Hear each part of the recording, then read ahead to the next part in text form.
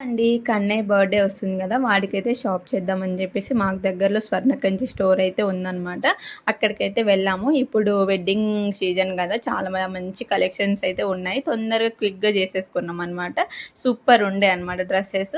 అయితే వాడికి 2 పేర్స్ కొనేసుకొని వచ్చేసాం. వాడు బాగా అలసిపోయాడని చెప్పేసి ఇక్కడైతే ఐస్ క్రీమ్ కావాలని అడిగి చెప్పాడు. ఐస్ క్రీమ్ అయితే కొనేసాం అనమాట. మీకు హాయ్ చెప్తున్నాడు వాడు. తర్వాత ఐస్ క్రీమ్తోనే ఆగలేదండి వాడు, మళ్ళీ ఫ్రెంచ్ కావాలని అడిగాడు.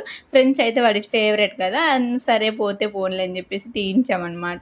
వాడు చాలా హైజీనిక్గా ఉండాలంట, చేతులు అయితే క్లీన్ చేసుకున్నాడు. ఇంకా పక్కన పాప అయితే గోల చేస్తుంది అని చెప్పేసి క్యూట్గా అయితే గోల చేయొద్దని అయితే చెప్తున్నాను ఆ పాపకి.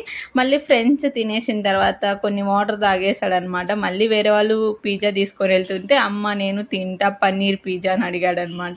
అయితే తీసుకున్నాము. వాడికి ఒక 2 పీసెస్ పన్నీర్ అలా తిన్నాడు కానీ కారం అనిపించింది. మళ్ళీ ఐస్ క్రీమ్ కొనేసుకొని మళ్ళీ తిన్నాడు. ఫుల్ ఎంజాయ్ చేస్తాడనమాట బయట ఫుడ్ ఈరోజు.